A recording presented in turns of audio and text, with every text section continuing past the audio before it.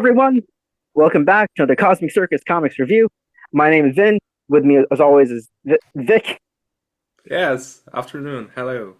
I say John all the time. I have to remember. I you're can not be John. John if Yeah. it makes it better. Okay. I mean, look, to be honest here, I'm Clark, and with me is also Clark. Yeah. Exactly. just two very normal Kansas farm boys here.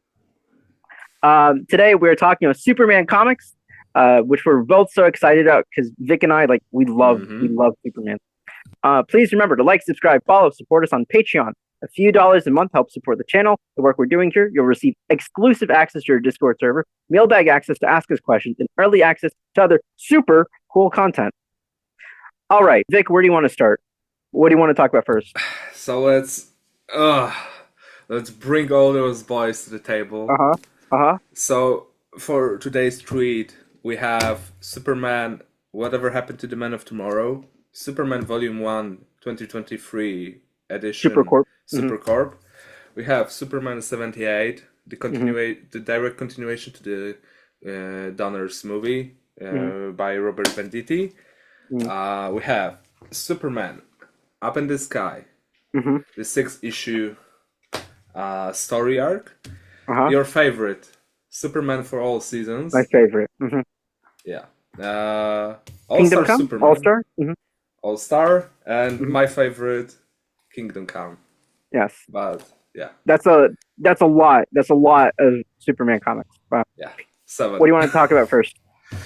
So maybe let's start with the For All Seasons, since you like it so much, and I think it's the perfect start for anyone who wants to start with Superman.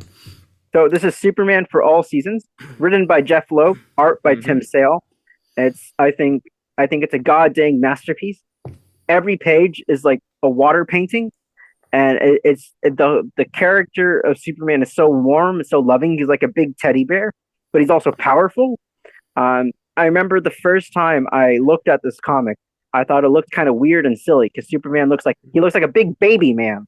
But when you read it, I think this does tie into the movie because he looks silly. He looks a bit goofy. He looks kind of weird, but he's the most powerful guy on the planet. But he's just a big teddy bear, big, nice, soft guy. And I just love his heart and how he just wants to be like a boy at home, and he's a bit scared to go to Metropolis. And then, his relationship with Lana from the first issue to the 4th issue, I think. And gosh, it's just a masterpiece, I think. There's so many layers that I just adore. His relationship with his dad, with his mom. For me, this is the ultimate. This is captures what I love so much about Superman. This is for me the quintessential perfect Superman comic. Yeah, I'd say that my first experience with this comic book was that I really felt like I was watching Superman with Christopher Reeve again, the first movie. Yeah. Because it has a lot of these 60s, 70s vibes. And it feels like and this movie felt like a direct inspiration for this comic book. And I have to say that I didn't expect it to be so deep, even though it wasn't the best Superman comic ever, for me at least. It's still very good because it has a lot of exploring Clark's inner sense of, being good, doing good things. And, definitely, yeah. And I know why, because of this comic book, I know why some people hated Zack Snyder's version of Kent's, of the Kent family, and the hot take on everything Jonathan Kent did in the movie Man of Steel. But I still like to separate those versions because Snyder's version was to show that this world of superhero is not perfect. Not everyone is perfect. It's more humane. Even the Kents are not the ideal family, the iconic, crystal clear family. Yeah. And with Snyder, I interpret it as an alternate universe, and all of these are just different versions. It's the same story beats, but just like you have with the Spider-Mans, these are all alternate versions. And what would be the point if it's not something different? And maybe it's not my favorite version, but it's cool if it is someone else's favorite. But I like that he's at least saying, let's look at this from a different lens. And James Gunn is doing something similar. Superman and Lois, Smallville, Christopher Reeve, even Dean Cain, animated series, My Adventures, like all of these are it's the same, same recipe, but you want these alternate takes. Otherwise, what's the point if you're doing the same thing again? Yeah, it's like they would write different Superman comic books, but the premise is still the same. And people are, expect them to behave in the exactly same way, to do the exact same things, to say the same things, and it's not okay, at least for me. But did you ever read Superman Earth 1? It's the one where set on the same Earth as the Batman Year One, Day One. It's on this. It's technically in the same universe as Batman Earth 1 by Jeph Johns, but they never connect. The point of Earth 1 is that it's very grounded. It's very gritty and grounded. It's very similar to Man of Steel. So in with him in the hoodie, yeah, that's right. So if you did like Man of Steel, then Earth 1 might be a cool comic for you to check out. But it's like 180 degrees from Superman for All Seasons. Yeah. Superman for All Seasons is so warm and pure. If you look at his costume, it's directly inspired by the Superman animated series costume. It's 1-to-1. They took that costume, then after Long Halloween, Tim Sale reinterpreted Superman using the animated series costume. Yeah. I just think it's fantastic. Yeah. And my take on it, on the relationship between Clark and his father, and every comic has a different take on it. And I started getting deeper into it yesterday because I finished reading for All Seasons yesterday. It all started with me noticing the Sean O'Connell's post about the exact same scene from the Man of Steel. Greetings, Sean. Hello. Sending hello to Sean O'Connell. And he said that he really hates the scene where John Kent says, when Clark saves the boss, and he says, should I have not saved them? And he says, maybe not. And it all perfectly summed up this world for me. Just like I said, they're not crystal clear, they're not iconic, they have different values to teach to Clark, and it's a different take on the universe, but the premise is still the same. And that's why I really love Fall for All Seasons, because it's this another take on it. It's more set in the past vibes, in the 20th century. And I have to say that this is the comic book that made me feel like I'm a little boy again, who reads a story about this perfect grown man who's still a little childish, a little naive, and tries to be as supportive as he can. Yeah. And it really broke my heart at one moment. It's just beautiful. I remember I also wrote a review for this a couple of years ago on our website. And in the review, I pointed out some of the art, because there are a couple panels that recur, that they reuse the same panels in the different seasons, and I just think it's one of the rare masterpieces that we have with superhero, like classic superhero comics. For some reason, some fans love it, but some fans just overlook it, maybe because the art looks funny and he looks like a baby. But I don't know. Since the day I read it, a big baby in the sky. Yeah. But since the day I read it, like day one, I was in love with that comic. And nothing, we'll talk today about some other great Superman comics, but I think for me, forever, this will be my Superman comic. All right, what's next? I have to say it's pretty okay. Okay, so, we're going to talk about the connection of those comic books to the movie later, when we focus on the movie. I'll leave Kingdom Come for the last because it's the best for the last. Okay, fine. Let's move to the All-Star, which is the movie heavily inspires this comic book. According to James Gunn. Yeah, according to James Gunn and according to our list of the comic books who were used to inspire this movie. Yeah. And I have to say that All-Star it really made me wonder what I'm reading. Okay, yeah.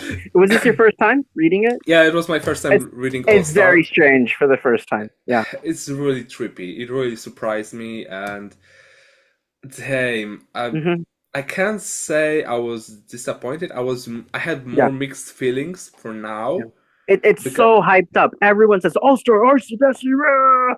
But the first time you read it, you're like, this one? Or is this the right? This one? Yeah. And I mean, I've gone through it a couple times. I think every time I read it, I like it more. And I think, especially by the end, it starts to lock in pretty well. But there's some stuff in it. You're just kind of like, what is this? What's happening? Where's this going? What? And I'm curious what they take from this for the movie. I think, We'll focus on it later yeah, because yeah. My I'll favorite tell thing about exactly. this comic, I think, Yeah. there's a lot of cool moments and ideas in it. I like that Lex, like he's working out. Lex wants to be the peak human, so he's like very strong and athletic. I like that, and I like the end where there's the two and the Superman symbol. I love that, and I really like um, if you look at Frank Whiteley's art, I really like the way he draws Superman and the way he draws Clark. The way he does, like he's big and strong, but also kind of babyish, like for all seasons. But then as Clark, he's just like hunched over, like just a weird little. I don't know. He's not little. He's huge, but he's like Yeah, unassuming. you can Nobody perfectly see it in here exactly. That's where the you see the perfect page, the transformation. You have perfect panel. Yeah, standing straighten up and slouching. yeah, yeah. And he's like bumbling around, and you know, I think this is what we'll see kind of in the movie also, but which is good because I think that's one of the sharpest things that this comic did. Yeah, and the But also, I oversized like that. clothes. Right. Yeah. And that comes also a little bit from Superman Birthright, which maybe we'll talk about later. I also like the science fiction. I like how wacky and weird, because it's Grant Morrison, of course. And sorry to tease a little, but I think that's also something that James Gunn is embracing for the movie. Just, this is Superman. He is a Bro, Grant sci-fi Morrison science is one of the age. people who are in the DC writers. He's Is he in the? I don't think he's in the writer's room. not I in the think they're writers' just, room, but one of the writers he trusts when he wants to ask yeah. about the script and whatever. Yeah, because if you look at the list of stuff that James Gunn has set up, almost like 4 out of 5, 80%, 90% comes from Grant Morrison comics. So the guy likes Grant Morrison. Who doesn't like Grant Morrison? Yeah, but Grant Morrison isn't necessarily the best. He's not like the most widely accessible. You know, he's kind of strange, kind of weird. He's not your normal like popcorn stuff, but he can be sometimes. But he's also kind of weird and cerebral. He takes a really weird stuff. Oh yeah, I have a perfect description for him. He takes the casual characters and he gives them as wild and crazy story you can think of. Yeah, for example, All Star. He takes Jimmy Olsen and he like revolutionizes the character of Jimmy Olsen, right? Yeah, Jimmy was like, I really didn't like Jimmy in All Star, but All Star you can sum up it in one sentence. It's a story about Superman dying. That's right. That's It right. goes through all of the processes of grief. Yeah. You have the hate, the acceptance. Yeah, because it's a brilliant premise. I think it's like the final days of Superman. Superman and Lois touched on something similar too. Superman and Lois does a completely and they different did it better. I think I agree. Well, it's hard to say. It's different, but for me, I think Superman and Lois was more emotional, and because it focuses on the more human side of Clark. Because as he's dying, he comes back to the farm and he lives with Lois, and that's a beautiful ending for Superman, right? Versus Grant Morrison goes the opposite way, and he does the big like galactic Superman hero of the universe sci-fi extravaganza, and no one knows about it. Yeah, but Superman and Lois he goes back to being just Clark on the farm. His kids are the heroes, and he can just have a quiet, happy life with the woman he loves. Beautiful ending, right? Yeah.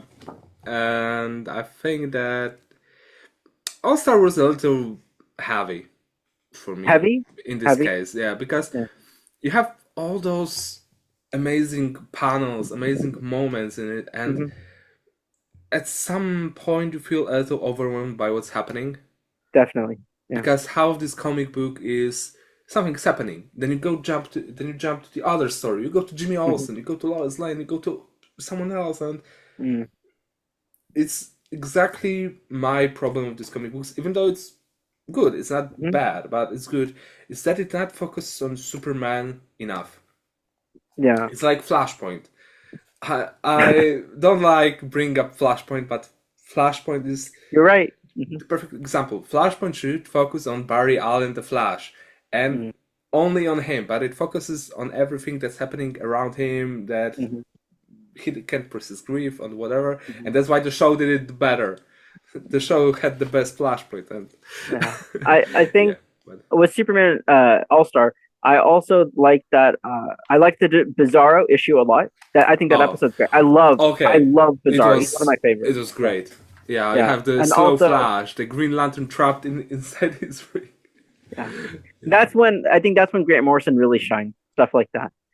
He also did a comic called Earth 2, which you might like, which is with the Crime Syndicate. Yeah, that's right. Yeah. Also in All-Star, I like the issue where Pa Kent dies. That's another really good one. Oh yeah, okay, yeah. You remember that one? It is And it's like you see like the whole legacy of Superman. Yeah, where he travels in the past to. Yeah, that's a very Grant Morrison issue. Very heavy, very trippy, but also I human. think it might be at its core. my second favorite. Of this What was your favorite? The one where he saves all the people. Yeah. Yeah, where he seems saving all the people, especially the girl on the ledge. Yeah. Oh yeah, of course. It's probably one panel, but Yeah. it's perfectly sums up everything that Superman stands for. Yeah, that's probably like the most famous moment from All-Star is the girl on the ledge. Yeah. Yeah, and we still didn't talk about the About the what? Lois Lane. What about her? I don't like her. She's Okay. very trippy. She's getting powers. She is afraid of Superman. She's getting crazy, and then it's like the stuff around Clark isn't. She behaves like it's not really happening. Yeah, I think I have to come back to All-Star, but I agree. There's just a lot of weird things about it that I think it does a lot of things well, but I just don't love it like so many other people do. And I feel like sometimes it's overhyped just because everyone else is overhyping it. But I don't, for me personally, maybe I just need to read it more. I don't know. It just doesn't click with me as much as the other stuff on the list did. Yeah, I mean, I get it why Gunn is using it. I get it. But thank God he's not adapting the story from it. Yeah. Have you seen the animated movie for All-Star? Yeah. I've seen all the animated movies from DC animated universe. Do you think you like the animated movie better than the comic, or is it the same problem? I think it's similar. Yeah. I don't remember which I don't remember if I watched it and read or whatever, but I don't know. I've just never been a big fan. I don't know. Okay, what's next? Yeah, it's a really weird comic book to adapt. I'll go with my favorite, stand out, focus only on Superman story, which is Up in the Sky. I really like this one. Yeah. Yeah, it's a story about Superman traveling through the whole galaxies just to save one girl. Yeah, it's pretty beautiful. Yeah, it's pretty beautiful and unexpected at the moment because he asks himself the exact same questions we would ask him. What happens if Superman leaves Earth? What happens if Superman dies deep into cosmos? What happens if, I don't know, Lois Lane dies in 1,000 different ways? It's all for one girl. Isn't it beautiful? Yeah. Like I read this only once a few years ago when it was pretty new, I think. And I was shocked because Tom King, I liked Vision. I like some of his stuff, but I like fell off the Tom King hype train a while ago. And so I wasn't really interested in Tom King and Superman. I just because he's such a like deconstructionist. But then I read it, and honestly, I liked it like number 2 under For All Seasons, which shocked me. But I really love this. How each issue kind of is his own story, its own adventures, but at its core, it has so much heart. Like you said, just to save one girl, and he's just trying to be a good guy, do the good, right thing. But as it compared to For All Seasons, now he's out in space doing crazy stuff. So, and he has the most beautiful covers. Yeah. Let's see. This is the one from him fighting the alien in the ring, and this one. Him saving Lois Lane and him losing the race to the Flash. Yeah. It's him bargaining with Darkseid and saving the Alice, the little girl. What else is here? So I think this and For All Seasons are like a really good like. This one is amazing. Oh yeah, with fighting Mongol and fighting Shazam. Yeah. Yeah, but all in all, I have to say it's if I wanted to see an animated movie Mhm. about Superman, even in the DC universe, I really have to say that this is the perfect movie to adapt, the perfect comic book to adapt into the animated movie Mm. because it can be an hour and a half long or less, which is the standard length for the animated movies in the DC universe.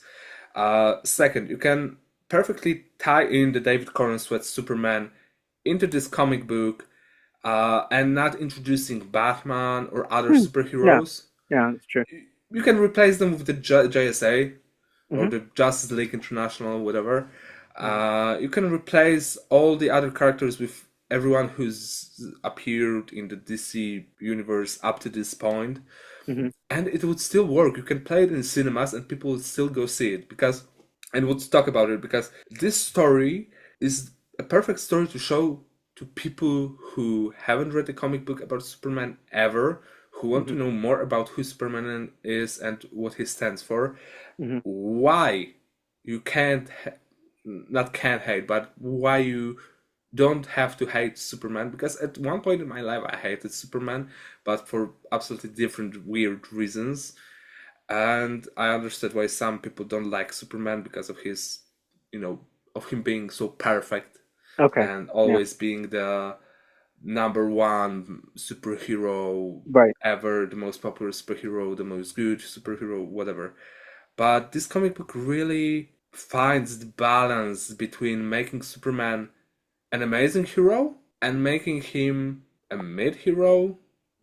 I don't want to Kind of say he's flawed. mid, but Kind of flawed. oh yeah, exactly, yeah, Yeah, you can see his struggles. yeah. You can see his struggles, and he gets this depth that he Hmm. needs, Hmm. at least for me. But yeah, but I would say that Good. yeah, this And I was is just this is amazed because it's a new comic. I was like, I thought all the good Superman comics were like over, but then it reminded Mhm. me, oh, they can still do like really good modern Superman comics. Okay, what's next? Yeah. Whatever happened to the Man of Tomorrow? Sure, this is a classic from Alan Moore and Curt Swan. Yeah, it's the classic, and I know what you're gonna say with me hating all the old style of the art, but I have to say it wasn't that bad. I was barely through with it. But yeah, it's a story about Clark Kent doing things we didn't expect him to do. Hmm. It's basically him breaking his own rules in order to save people. Yeah. And in the end, he pays the price for it, but he does it willingly. Hmm.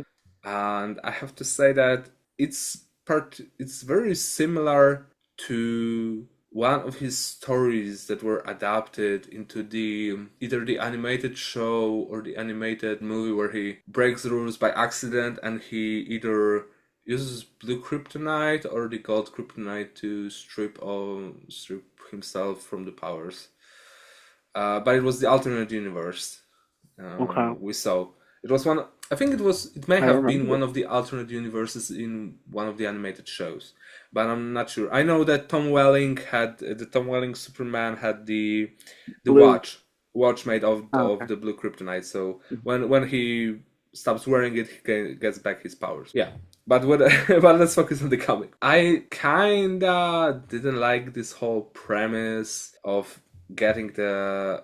It was Max Spit League, right? Yeah. I Yeah, think that's right. yeah, I haven't read this in a long time. It's been like 10, 15 years. It's been a long yeah. time. I'm not a big fan of Mixes Petalik. That's why I always hated him interfering with Superman, and Hmm.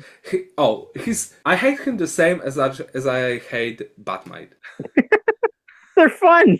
They're little shits. Okay, they're fine up to the point, up to Sure, some sure. point, because Have you seen Batmite, yeah, My Adventures with Superman? yeah. Okay. The And animated have you show, yeah, seen Superman the animated series? few episodes only, Which version of Mixie do you like better? maybe none. Oh, poor guy. Oh. Yeah, even in in Supergirl he was funny. Different. Very different, right? Yeah, very If I different, remember and correctly. he Yeah. was. I don't know what to say, to be honest, because let's move for a second to the Batmite. In Batman Brave and the Bold, the animated series, he appeared Hmm. for a few episodes, Hmm.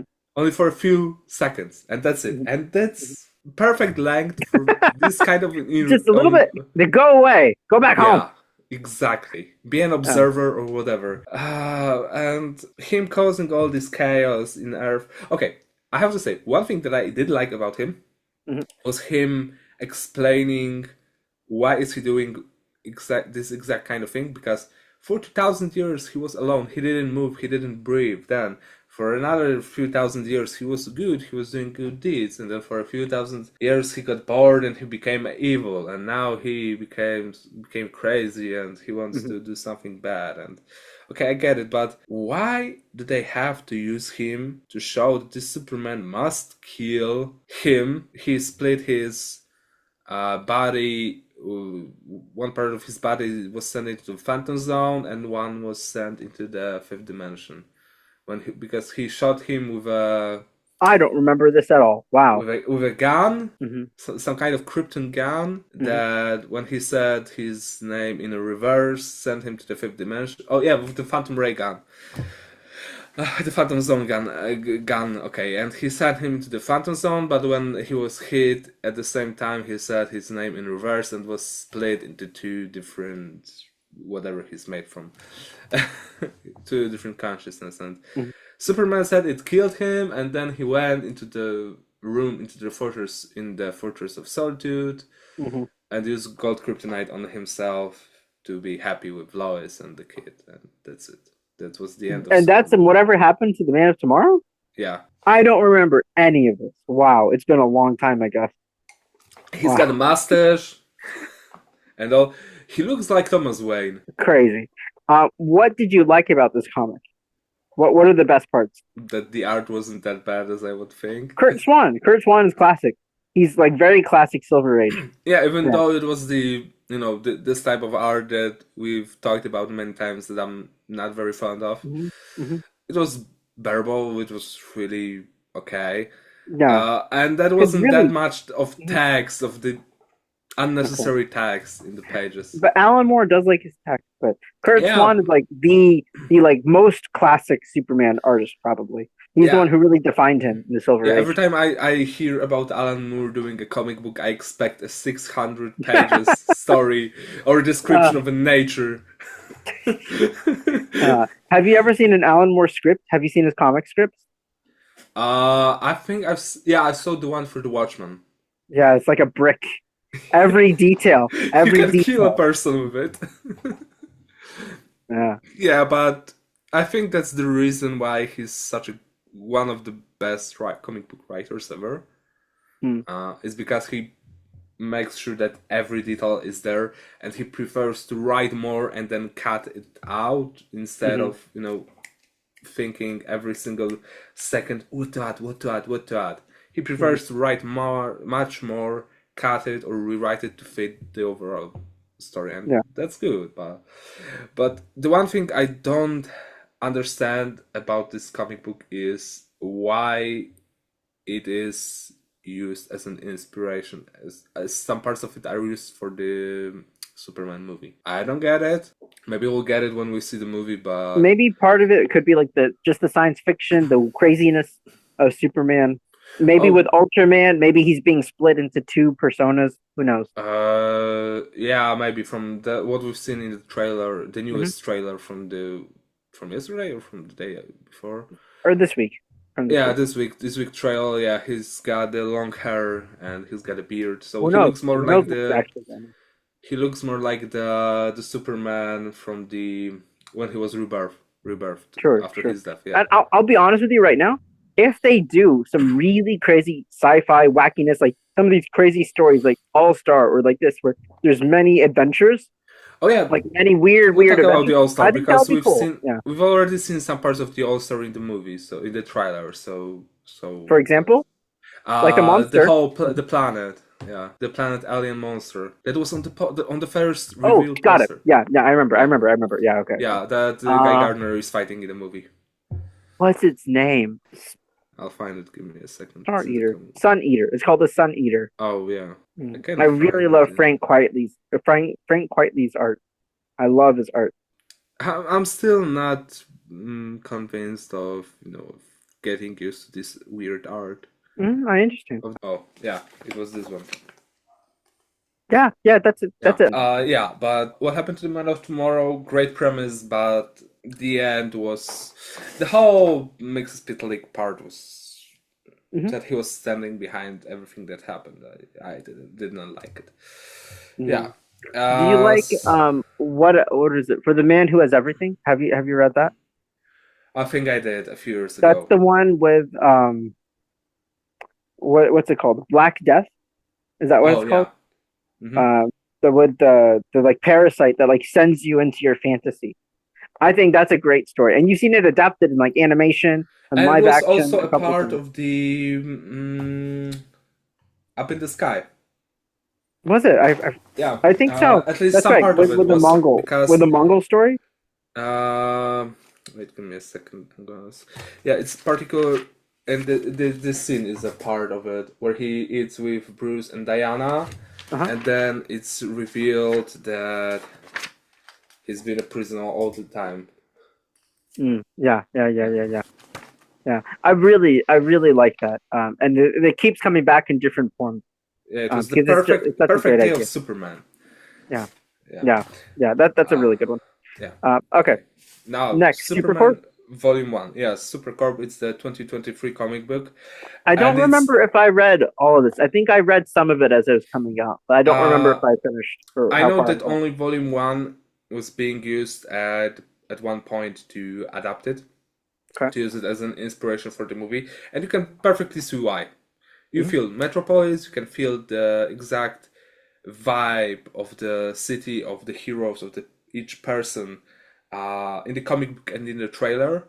Because when I was reading it, I immediately know, yeah, they're going to use this vibe, this type of atmosphere, this type of behavior in the movie, and I have to say that it's one of my favorite art styles in the modern comic books, because it's really comic booky likey, and it's very modern, but it's also a little cartoonish. Okay. Yeah. Yeah, but also I has think it is, from what I remember, I think it's a really nice blend of classic with modern. And that's why it's so pretty good. It's a good jumping on point for new readers. And also it gives you something a little bit new if you're already an established reader. Yeah, Daily Planet is the online newspaper right now. Clark Kent is, of course, also Clark Kent here is his vulnerabilities are more shown, more visible. He must listen to the music at some point to to get off his anxiety, to fight off his anxiety. You have at this point Lex Luthor is in the prison, and Clark always listens to him in the prison what he's doing, and he's fighting a live wire in the beginning. And he's saying, Lex is saying to Clark while watching it on TV in the prison, use your ice breath. And Clark hears it, and he won't use it because he doesn't trust Lex. He won't do anything that he tells him to do. I think I read that. Yeah.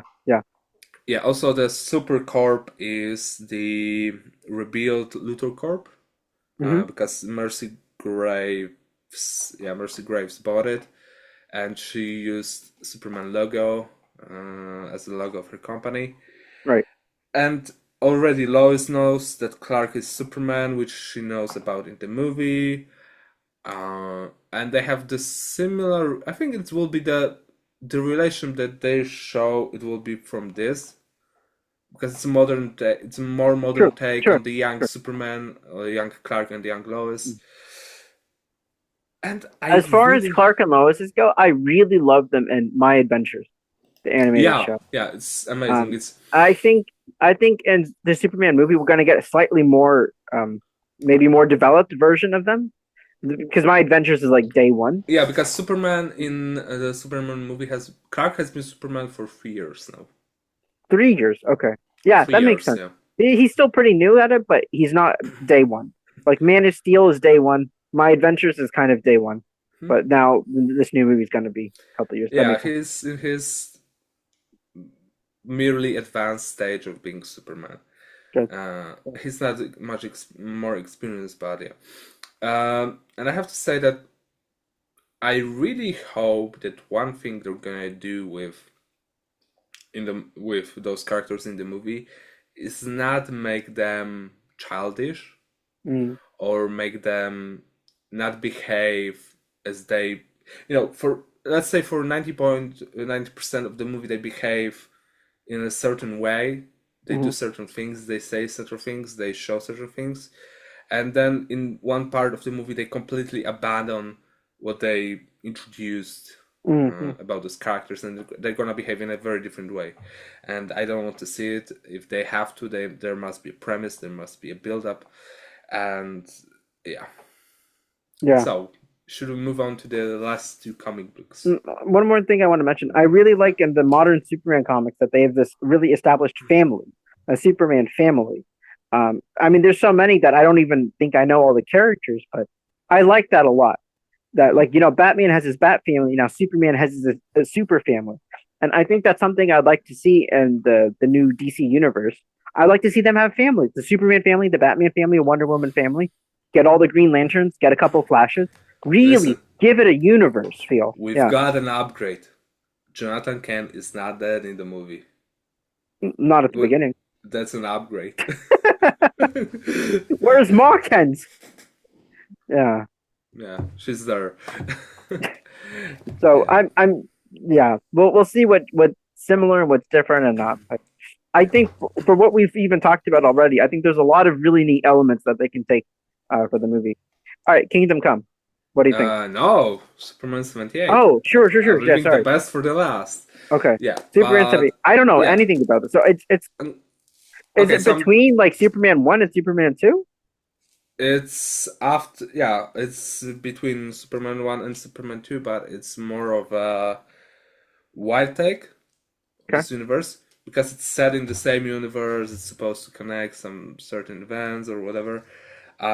But okay, it has Brainiac as a villain. Mm. It brings back not Jonathan, sorry, the Jor-El and Lara for one certain important scene. I'm not gonna Okay. spoil much for you Sure. because Okay. you'll Okay. want to read it, Mhm. but you can really feel the Richard Donner's Superman in it. You can Oh, feel nice. Christopher Reeve. You can feel everything that happened in the 78 version of the movie Mm. in this. That's It's nice. like a That's really nice. very faithful continuation of that Superman. And Wow. I'll show you the art so you can see it. I'm gonna find the perfect. Oh, you recognize this guy, hmm? Mm-hmm. Mm-hmm. Yeah, That's and they really nice. have the Yeah. yeah, and they have Gene Hackman. So basically, it's the direct inspiration. You have every character that appeared in the movie to appear in the comic book in exactly the same way. Like Christopher Reeve as Superman, Gene Hackman as Lex Luthor, Marlon Brando as Jor-El, and all. Mhm.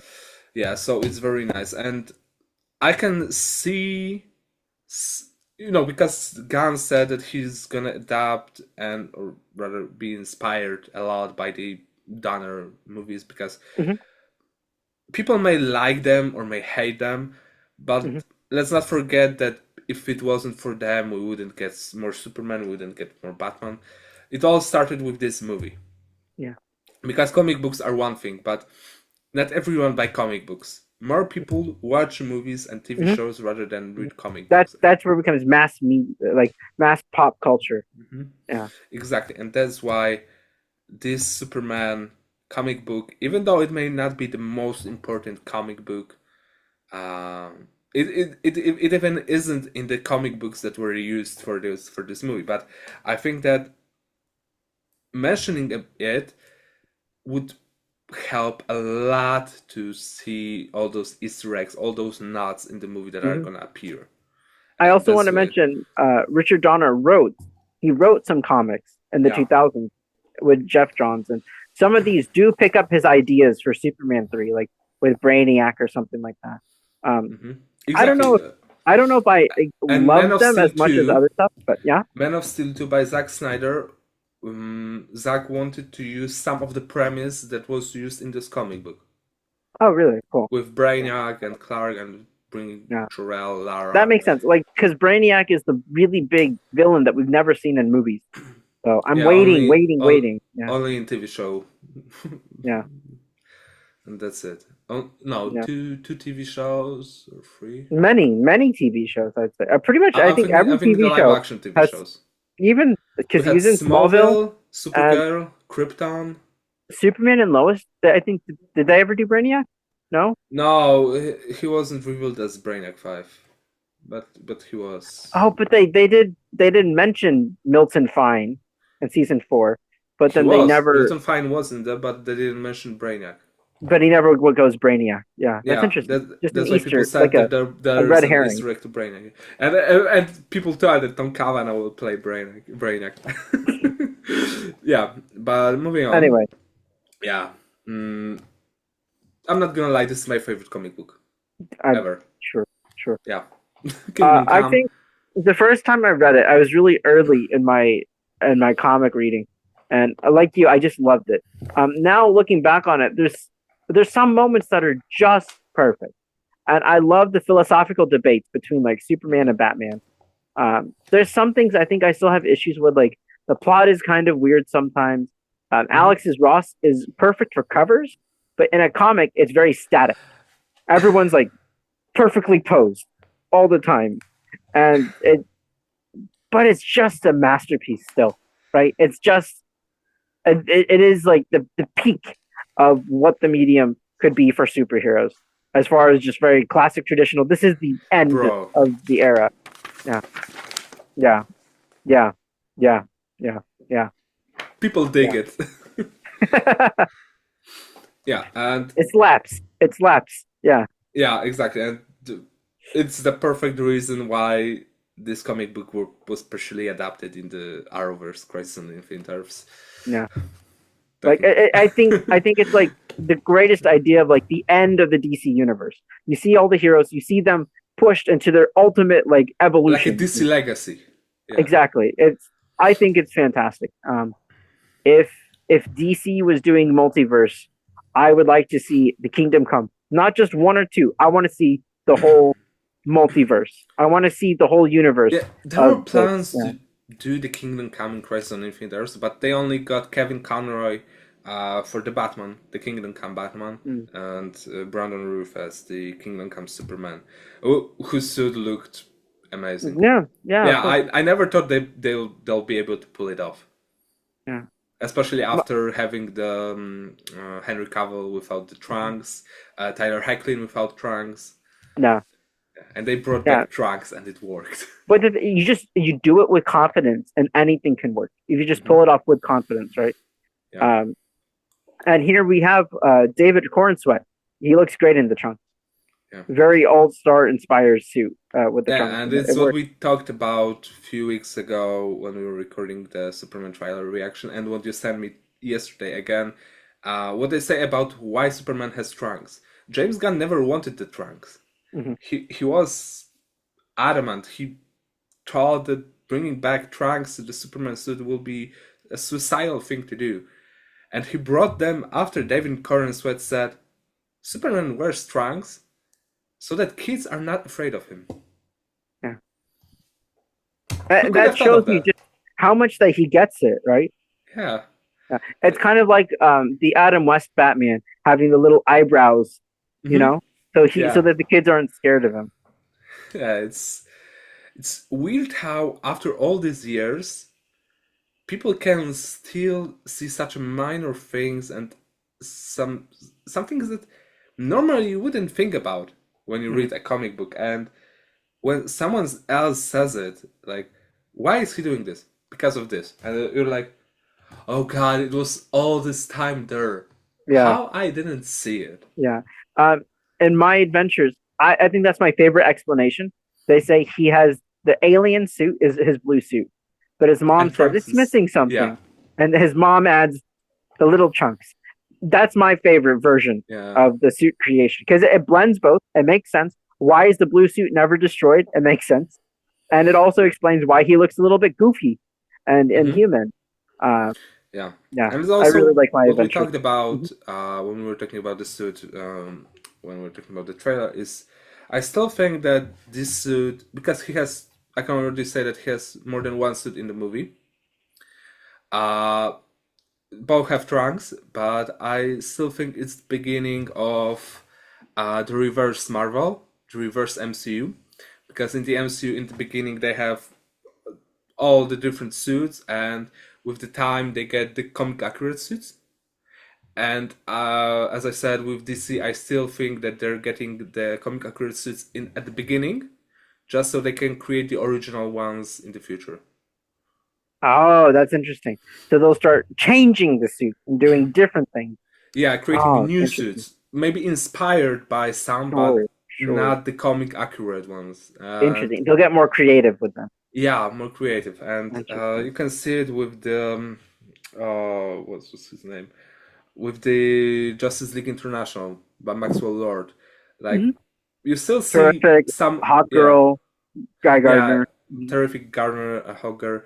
You still see some of the suits they had in the comic Hmm. books in it, but Hmm. they added his corporative tag on it with the logos. Like Hmm. the corrupt. I like to call them the superhero are corrupt suits. Hmm. Because it perfectly sums up everything about it. But yeah, but Kingdom Come, it's not gonna be a comic book that heavily inspires the movie. I added it more as an Easter egg, basically because Hmm. of mainly because of the logo, Hmm. of the Superman logo on the Sure, suit. sure. But I still think about it. This Brandon Roof quote that he said in the Crisis on Infinite Earths because of this logo, because he had the red and black, and Lois asked him, "Why is it black?" And Mm, he said that because even in darkest times, hope cuts through. Hope is the light that brings us out of the darkness. mm, And I think that he can use the Superman logo, not because it's on the iconic logo, and it looks very nice to be honest. I really like it, mm, but because he wants to show what it represents mm, with this Superman. Because mm. Superman, this suit is it's a mix of all the other suits that were before the New Yes, 52. The, many, many, many. Every yeah, little detail is from something yeah. else. The color is the New 52. The logo is Kingdom Come. The trunks are Donner. The collar, yeah, you Yeah, mentioned, yeah. yeah, Even the trunks, the shape and style of it is very similar to All Star. yeah, exactly. But that being said, I think that Kingdom Come will only have the more philosophical take that it inspired will be used on the Superman movie, not the plot of the movie. Okay, I hope it makes sense. yeah, it makes sense. Yeah. Like, What do you like especially about Kingdom Come? What makes it your favorite comic? not only the art but the seriousness of Okay, it, because there's very heavy. no. It starts with one thing. I don't know why. Yeah, it starts with one simple thing. You start with one man who is invaded by the Spectre. Hmm. Hmm. Uh, he gets into his mind and he tells him the future, that there will be war, people will die. And that's Hmm. it. You start it seriously, and Hmm. it doesn't stop being serious till the end. Hmm. Because in the end, you have this, after everything stopped, the war ended, you have this moment of relief. And Hmm. I feel like while reading it, I didn't have time to laugh, to have different emotions than, just wanting it to explore what's gonna happen next. And it didn't stop. I didn't stop reading it. Yeah. I didn't stop trusting that Mark Waid will deliver something good. And I have to say that, not to spoil to people who didn't read it, but this comic book is the one, at least for me, is one of the most serious, the most deep, and the most important comic books in history. I may, Especially for the DC universe, but yeah, especially for the DC yeah. universe. I may be I may be overestimating. No, I think that's fair to say. Yeah. Yeah, but Especially heading into the 2000s, I really think it changed.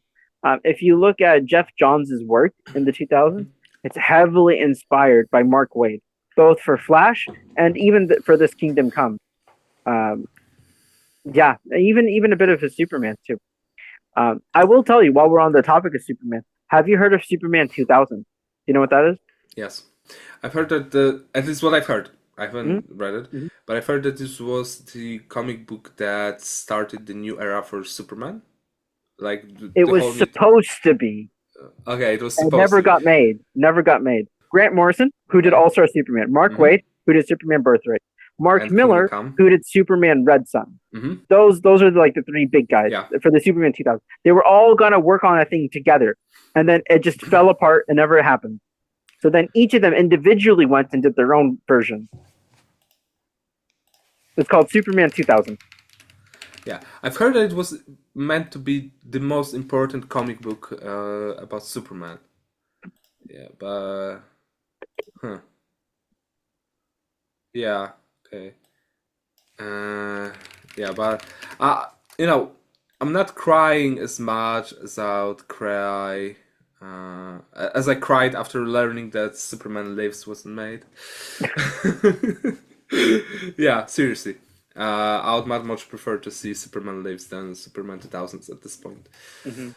But what I'm saying about Superman 2000s is it transformed into a lot of the other comics that we just talked about. So its DNA is there because we did see its creators. Superman Lives, that died in development, so we never saw.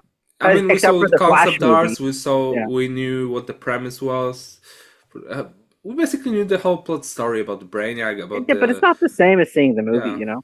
I think another interesting one was Superman Flyby by J.J. Abrams, and that's the one where he cast Henry Cavill and Amy Adams in like 2005 or something. I think that would have been pretty interesting. And his Superman with, was it Zor-El? I don't remember. I did read part of the script at the time. It was Michael B. Jordan was supposed to play the Superman. Oh yeah. That's a shame. It was the Earth 2 Superman. Yeah, that's a shame that didn't happen. With this white silver suit. Valzad, yeah. Yeah, that's frustrating. That didn't go anywhere, especially after Sinners. Like, give him a Superman movie. What are you doing? I mean, I think it was 2017, 2018, 2021, 2021. Even it was during the pandemic. Yeah. Oh yeah, it was. Okay, I know now. It was this moment when J.J. Abrams wanted to make all those. He had the contract to make all those multiversal Elseworlds DC stories. And he started with Constantine. He casted Pape Serio, I think, who's now playing Snape, as John Constantine. 3 months later, the project was cancelled. He started Superman. The project was cancelled, and what now? Now Warner Brothers doesn't want to work with him because he didn't pay for things. He didn't do a single thing. Exactly, he took money and didn't do a single thing. Smartest businessman in Hollywood. Take the money and do nothing. Or take the money and do Star Wars Episode 9. And kill the franchise. This guy. All right. Going back to Superman. All right, so some other Rex I want to mention really quickly. Have you heard Superman's Secret Identity? Have you heard of that? I've heard of it. Curt, I haven't read it. God dang, that is really good. It's not Superman that you know at all. It's a complete alternate universe. I'm not going to spoil a single thing about it, but it's basically kind of set in our real world. And it's like, what if one guy was inspired to be like Superman? And holy moly, that's a great one. I'm not going to spoil anything. Superman Red Sun, of course, that's a great one. Classic, yeah. The ending is the best part, and that was inspired by Grant Morrison. Grant Morrison came up with that ending. Superman Birthright, Mark Waid, that's heavily inspired by Smallville, and Smallville took a lot of inspiration from that. They just symbiosis. They just work together. I think we might see a little bit of that also in the Superman movie. Kind of origin story, Silver Age stuff, his relationship with Lex. It's another good classic one. I would more forget about the original story because Gunn said that he doesn't like doing origin stories nowadays, and I'm not Yeah, surprised because I do. you've In got. Birthright, I really like how when he creates this Clark identity. There's this moment when he's looking at the mirror and he's working with his parents, and he's trying to figure out what is Superman and what is Clark Kent. And you actually see him brainstorming, coming up with ideas, trying different things to figure out these two personas. Mhm. His relationship with Lex is really good in that. And then the end gets really crazy with this Krypton invasion, Mhm. sci-fi weirdness. Next one I want to mention is American Alien. Have you read that? It's by Max Landis, who kind of sucks, but American Alien is neat because it's each chapter is a different stage in Clark's life. So he starts really small, he gets older. Each chapter is with a different artist. So there's tons of fantastic art. It's really beautiful. And you see Superman's development, and it's a kind of more grounded take. Very, very modern. So it's kind of nice if you don't want to go back to the 90s to read something from Mhm. there. Yeah. But like, of course, we also have Up in the Sky, but this is kind of this something like the reverse of All Star, where it's the early days of Superman and separate adventures in his early days. And then you wanted to talk about World's Finest, right? What do you think about Yeah, that? I think it's a great comic book to be adapted. It already was adapted into an animated movie where Superman and Batman team up, and their Supergirl comes to Earth. He tries to, to basically make her Kara Danvers in the end. But I still really love its premise as a comic book about Superman and Batman only working together. And that's the thing that people thought Batman v Superman will be about. And don't do this to me. I love Snyderverse. Don't do this to me. Yeah, but Yeah. I think that the biggest issue with World's Finest is, first of all, the budget, people's expectations.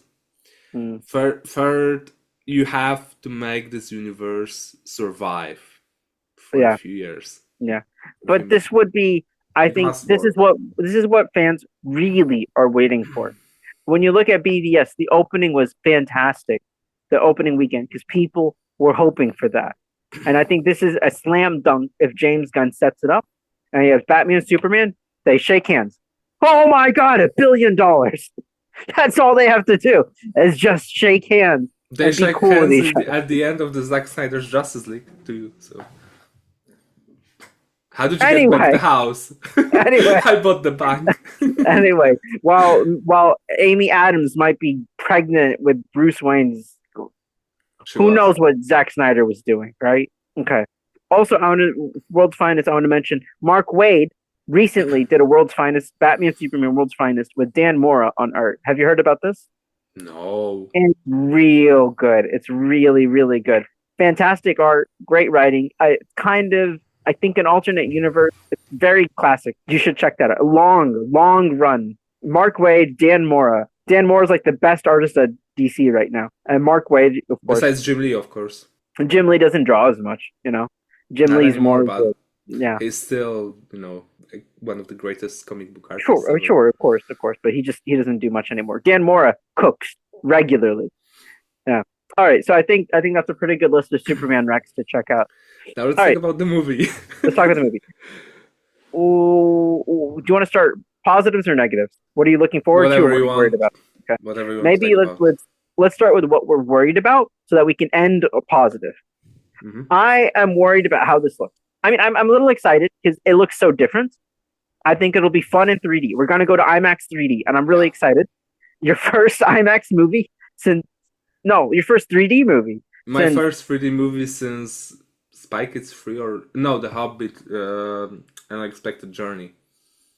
God bless you. Wow.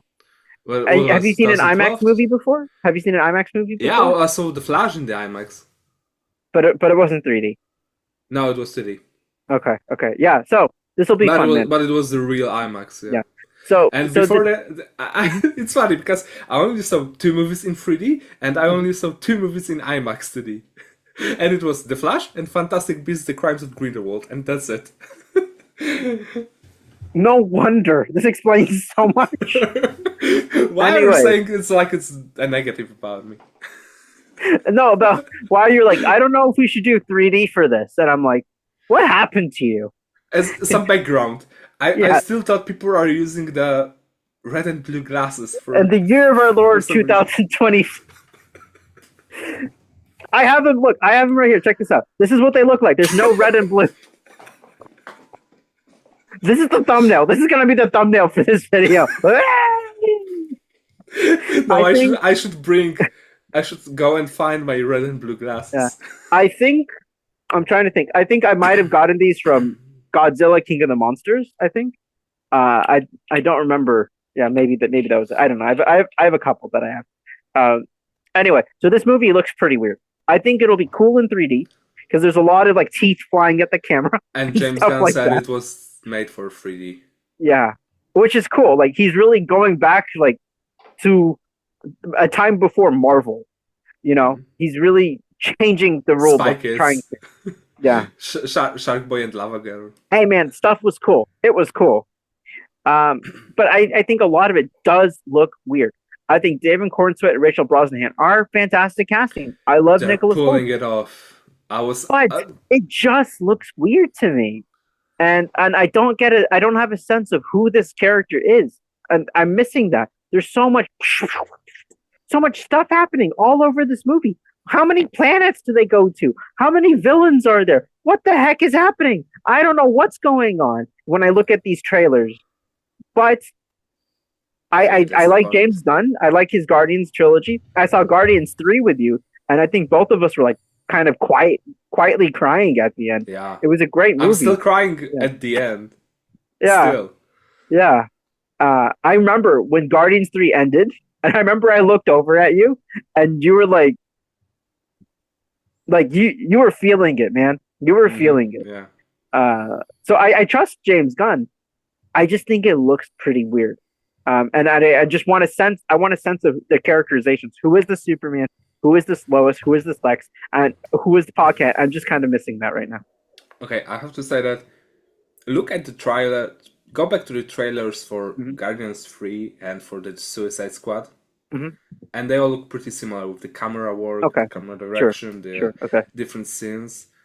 I have to say, for God's sakes, people stop saying it looks like CW. No way. Maybe it looks like CW Superman and Lois, but not like the season 7 or 8 of the Flash CW or the Supergirl CW. God bless, like not Smallville. It doesn't look like Smallville. Yeah, Smallville looked better, even with its cheap and cheesy costumes. Oh my god! But there was one thing that I was really, really afraid about up to the few days ago. The whole story of the movie being split into different days, different takes. It was basically David Fincher on steroids. I mean, it's like All-Star. It's like Up in the Sky, right? Yeah, but it's a movie. You expect people going to the movie not expecting to read a comic book. Yeah, so they want the cohesive story, the constant, story making sense. And I was very afraid of what this whole previous version was going to do with this movie. And now I'm not that afraid. Okay. Because it kind of fixes some negatives I had about the plot. Not gonna spoil anything, but yeah, don't. It really... What's funny is I kind of feel the opposite, because I feel like if he structured it as in chapters, then it's a little bit weird, but I'll trust him. Now, if he's panicking and if he's restructuring it and editing from chapters to one story, now I'm worried if he's changing it at the last minute, because then it can get kind of sloppy. So I think he should commit. He should stick to what his script was and commit and have full confidence in what he's doing. If he's panicking at the last minute and changing things, then I'm going to get nervous. Yeah, but think about it. You want this movie to get to everyone and not only people. Yeah. You have to get even to the people who's going to see the Superman for the first time. So you have to get them right from the beginning. You have to get them, they have to feel they're watching an amazing movie they can easily understand and not think much about. He needs the world to fall in love with Superman again. Exactly. He must do what Richard Donner did back in the 78. Yeah, can you believe Must that? bring DC back on the map. 47 years later. Yeah, it doesn't care if I love Snyderverse. It doesn't care. It doesn't matter if I like DC Extended Universe movies or projects. I may be one of the few 100,000 people who like them. James Gunn must do everything in his power to make several 100 million people love Superman and DC again. Mm-hmm. And it's his hardest and toughest job ever. Many people don't even understand how important is doing a Superman movie nowadays. Mm-hmm. You have to think very carefully about what you do. You have to honor the legacy of the character. You have to honor the legacy of the whole universe. You have to make people say good things about the movie. And Superman is the most important character figure in pop culture ever. I even had separate lectures on my American studies focused only on Superman. Oh, really? Wow. It's how important he was Yeah. to the whole American and worldwide culture. So As much as I love Superman, I just think there's so much that everybody wants, and kind of like Star Wars. And it's like, I almost feel frustrated because no matter what you do, someone's gonna hate it and be angry and upset, no matter what you do. And you can just commit and make your perfect movie, but even just making a perfect movie is gonna be really hard. Just let it exist up here. It's like, it's almost not worth the effort to make it. But if he does do it, and if he does get the world to love Superman again, well, that's a great thing, man. That's a really good thing. Yeah, it doesn't matter if we get all the Easter eggs or if people will go and why that's happening. It doesn't make sense or whatever. Mm-hmm. That's why I say it's one of the most important movies, not only for James Gunn but for the pop culture. I'm not gonna say I'm very afraid about watching it, but I try to be carefully optimistic. Sure. Because I'm really hyped for it. For me, it looks good. I really love the action scenes. I really love the camera work.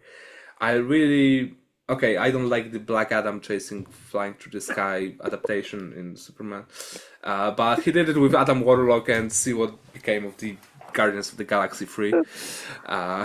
Yeah.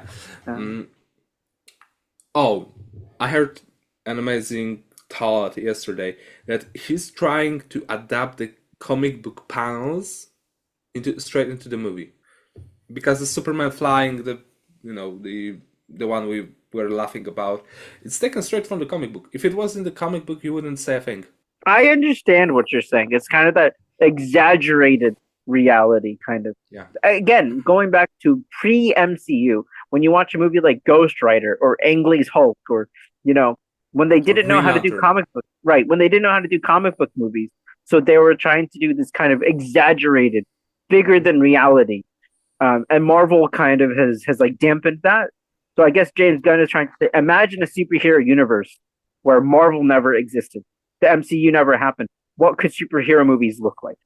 So that's pretty cool, actually, from that point of view, that he's trying to like reinterpret, start from scratch. What is a different superhero movie if you never saw an MCU? What else could this be? So, I mean, I like so much of this on paper. I just need to see it in execution, I think. And yeah, definitely. That's what I just need to be convinced about. Yeah. What else is there that I didn't like? I still have to see more of Nicholas Hall's Lex Luthor. Lex, yeah. I want to see more Lex and Pa Kent. Yeah, because when he was in the trailer and he didn't say anything, I was like, But when it was the second trailer, I think, where he was in the Fortress of Solitude, and he just said Superman, and I already felt it. Oh, really? It's weird, but it's really weird. But his mimic and him saying it in a particular way, it made me feel like, okay, I get it now. I get it why you get him. I get it. I want to see more. I want to see more of that Lex Pa Kent. I want to know what happened to Ma Kent. I feel like watching the trailer. I have because for how long? For when? Yeah, how long? I just I feel like the more trailers I watch, the more questions I have. Oh, definitely. And I don't mean that in like a fun, creative way, but just like, what are they doing? Okay, did you notice that those trailers try to adapt certain scenes and certain Superman movies from the past? Like in this third trailer, you felt like at some point I felt like I was reaching Superman Returns again, especially when Metropolis splits in the half or whatever. It was when Kevin Spacey's Lex Luthor dropped the kryptonite into the ocean and it split the Metropolis. And it caused mayhem. So it really reminded me of that. Of course, you have a lot of Man of Steel, Snyderverse Easter eggs because James and Zach are friends. James really loves Zach's version of Superman. You have a lot of course, Donner. Also, what I noticed, I may be coping, but I also noticed some Easter eggs, some moments taken straight from Smallville and from the Superman and Lois. Because Easter egg, fun fact, spoiler, if you don't want to hear, one person who was in Smallville is in this movie. Oh, sure. Yeah. I know who. I saw some message about that. Yeah. So it's not a spoiler. It's Michael Rosenbaum. Who is friends? He's friends with James Gunn. Yeah, the best Lex Luthor ever. And I think that we can talk about it because it was revealed that Bradley Cooper is also in the movie. And many people may not know yet who he is, so we're not going to spoil it, but it's pretty easy to figure it out. I saw a guess earlier, so I'm just going to assume that guess is correct. Yeah, it was already confirmed because it was one of the scenes that was revealed from the movie. That's cool. Not a big fan, but I wonder if they're going to do a very much different take on this character. I'm sure they will. Yeah. Because is he going to be more of the Man of Steel version of this character, or more the My Adventures with Superman? I think just like everything James Gunn is doing, I think it's going to be a complete 180 from Zack Snyder's, and I think more like a 90 or 270. It really seems like everything Snyder did, James Gunn's almost doing the opposite. Maybe I don't know if it's intentional or not, but like almost every single decision Zack made, James Gunn is doing 180. So whatever this character is, I think he'll be very different from the version in Zack's movie. Oh yeah, definitely.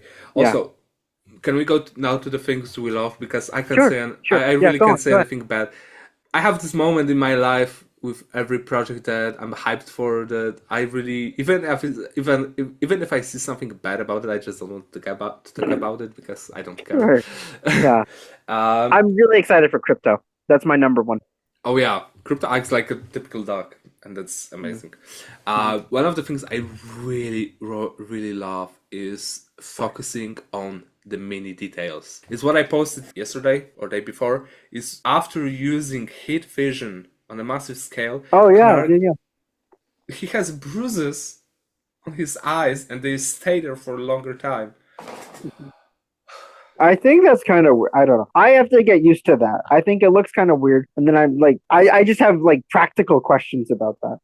And like, for example, and then he goes back to the Daily Planet with giant rings around his eyes. How long does it take for them to heal? Covers them, or the glasses cover that. I think it's more of a few hours situation rather than but still, he can't go right back to the Daily Planet. Yeah, but let's think about it. I think that it shows that he overloaded heat vision. Got it. So now it's showing what happens if he overdoes it. Yeah, because you see he's hitting a lot of people with a massive power. This is good then, because it's showing a limit. Because from games or something, you can't have it's such a powerful power. You can't have unlimited. Yeah, every resource has to be limited, right? So that does make sense. It's showing the consequence of overusing his heat vision. He gets damaged. Got it. That makes sense. He gets a sunburn. Basically. Yeah, basically, James Gunn is limiting him so that he's not this unlimited god, right? Which is what we were talking about in some of our other comics, I think. Yeah, or rather, maybe he's making him, this version of Superman, the one who doesn't want to cross certain boundaries. But I think it's more that maybe he's trying to show that Superman has limits,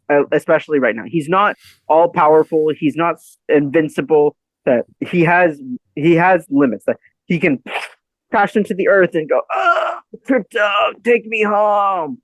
Right? That he can be hurt and damaged, even with his own heat vision, that he's not unlimited. Not yet, at least. Or maybe, yeah, at least for now, because he does. I think that he still didn't reach even the half of his true potential. Okay. Yeah, and I think that it's maybe a stretch, but I think they revealed one of the new powers in the trailer for a second. What power? Tell me. I think it may have something to do with with his breath, not the freeze breath, but something else. But I may be wrong. I may be stretching, but it felt like when Metamorpho is holding him and his baby in the quantum realm. Is it quantum realm? Yeah, but I may be stretching. It was a long week, so I may be stretching a little bit, but yeah. Okay, no, I didn't notice anything. Yeah, I think I'm okay with new powers if they can show it in a interesting creative way. Like, I love in Superman the movie when Superman is going to see Lex's lair for the first time and he goes and he turns himself into a drill and he drills down. Why not? Yeah. That's fun. That's fun.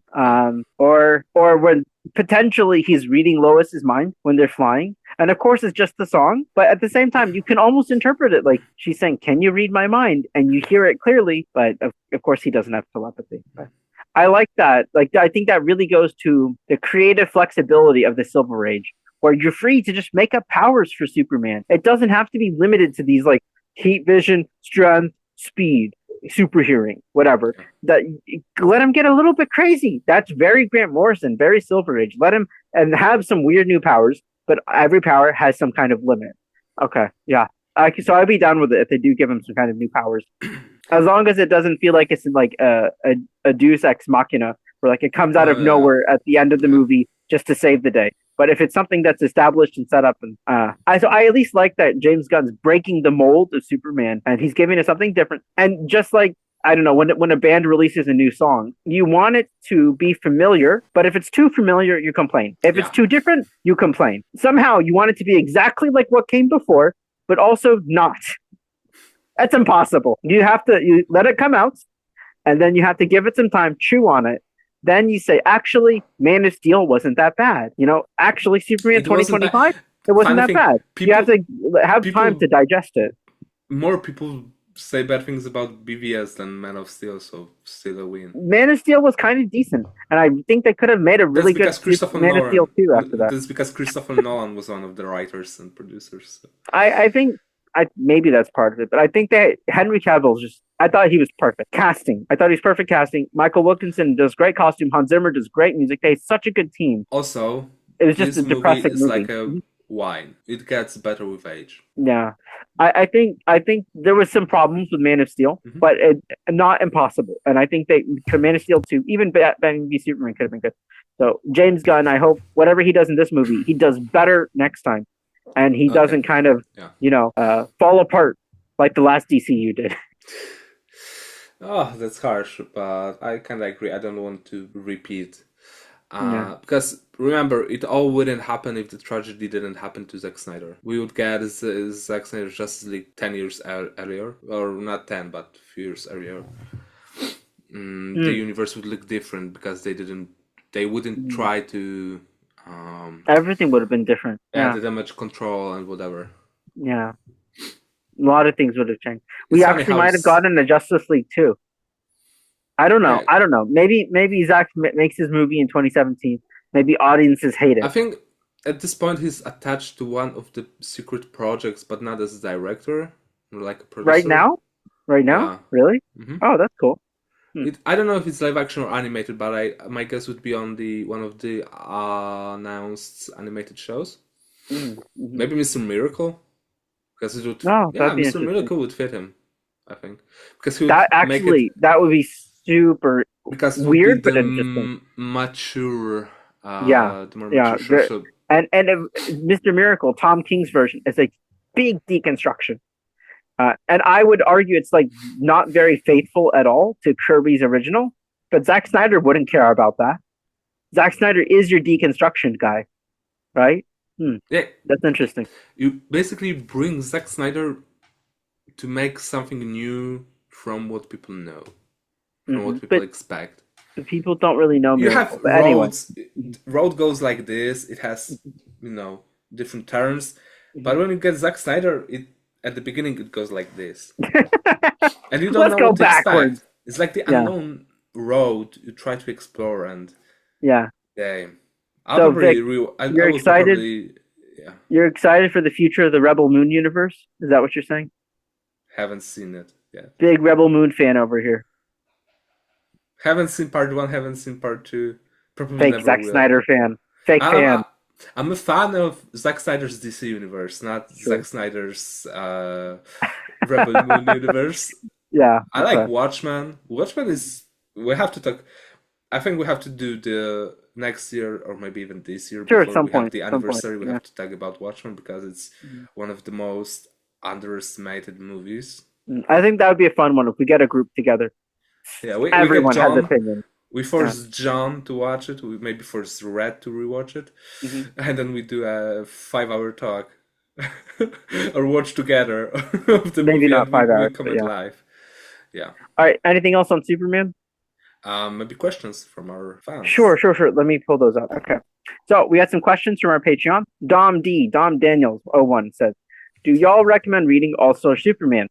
Yes, we covered that. Definitely. I know that was a major inspiration for the upcoming film, especially since the cover was used when Gunn officially revealed the initial DCU slate. Any other major Superman stories I should read before the movie? Okay, He just gave a whole list. Yeah, repeat it. The Also Superman, the Superman Up in the Sky, Superman for All Seasons, Kingdom Come, Superman Volume 1 Supercorp, and Superman What Happened to the Man of Tomorrow. These are the 6 comic books that were for 100% confirmed. I can vouch my life for it, were used as a direct inspiration for the movie, some in bigger ways, some in much less way, but they were used. So those 6, you can additionally read what we talked about Secret Identity, Lex Luthor, Man of Steel, Red Sun, Birthright, American Alien, World's Finest. But those are just for fun, right? Yeah, those are just fun. But those 6 are the main inspiration. So I would say, and I would say, if you read only 3, All Star, Kingdom Come, For All Seasons. For All Seasons, those are the main 3. Yeah. And those are like some of the greatest Superman comics ever. So they're looking at good stuff. Okay. Our friend Rodova says, outside of the most touted title, are there any obscure comics and storylines, including Superman, that are worth reading? What would you consider must-reads for anyone with remote interest in Superman?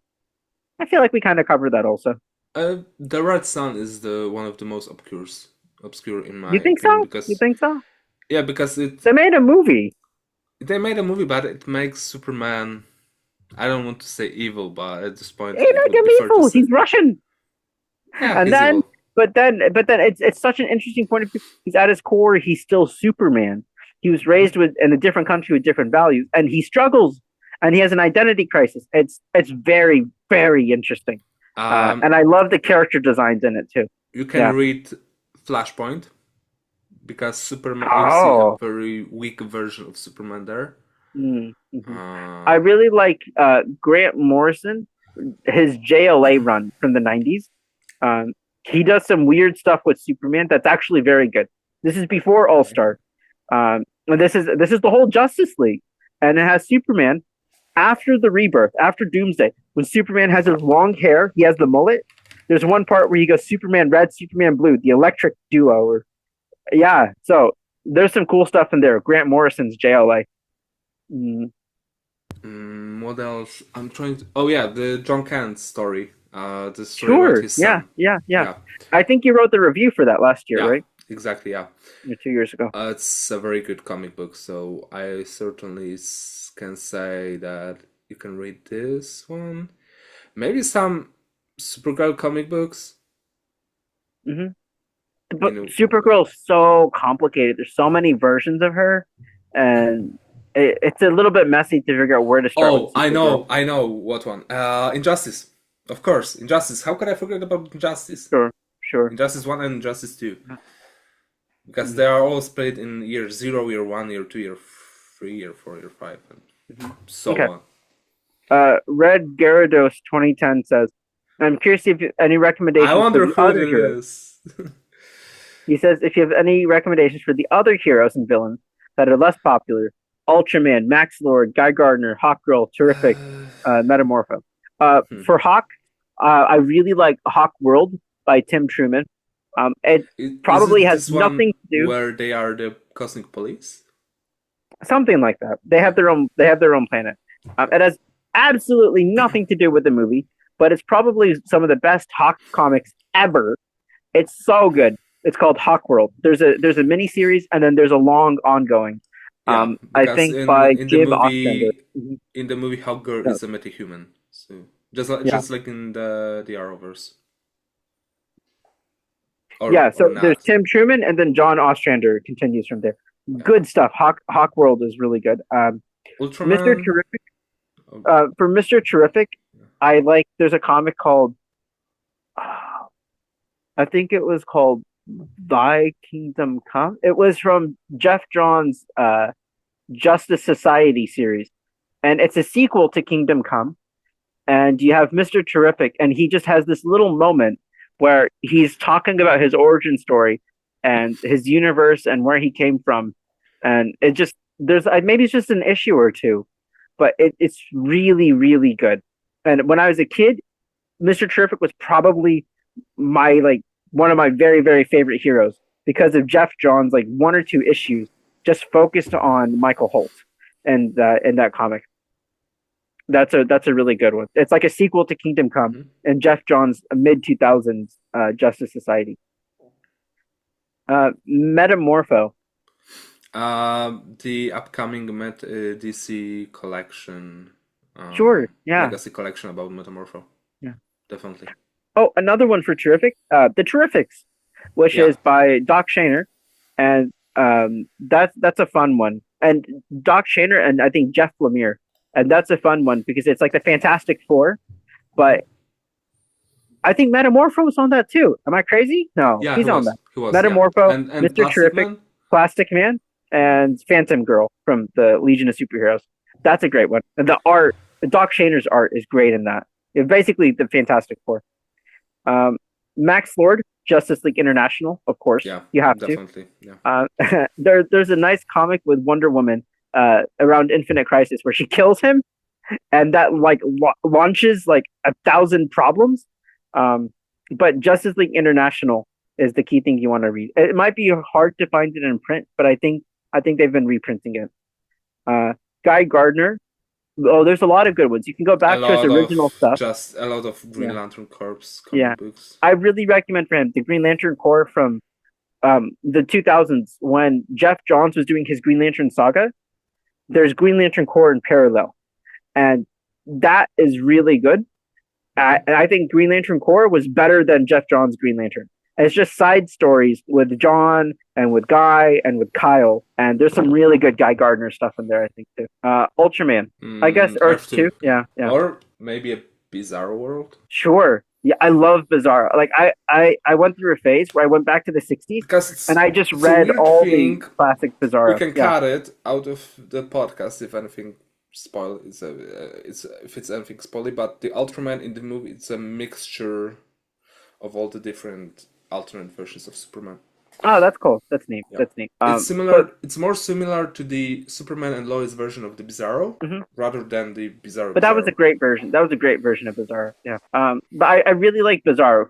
He's one of my favorite characters, and I had an era where I went back to the 60s, and I started Bizarro first appearance, and I just read all the Bizarro appearances, like going up to the 80s or something. I love Bizarro because he's trying to do good. He's trying to be a good guy and do good things. He just screws up every single time, and nobody understands him. And I think that's so human and so relatable that he wants to do good. He's just a big doofus. Yeah. So I love Bizarro. Okay, I think we covered it. Yeah, I think we can. Alrighty. So thanks everyone. Long episode, but we love Superman. We're so excited for the new movie. If you enjoyed our discussion, be sure to like, subscribe, leave a comment below. What are your favorite Superman comics? Let us know. I'm Vin. You can find me on Blue Sky at Vin Writes Words. I'm Vic. You can find me on Twitter at EricSalki and on Blue Sky also. And be sure to follow thecosmiccircus.com on Blue Sky and at My Cosmic Circus. We can find more reviews, articles, editorials, and opinions like the ones you just watched. Thanks, guys. See you next time. Bye. And special thanks to our Patreon supporters. If you'd like to see even more videos and extended content, please subscribe at the link in the description. Thank you.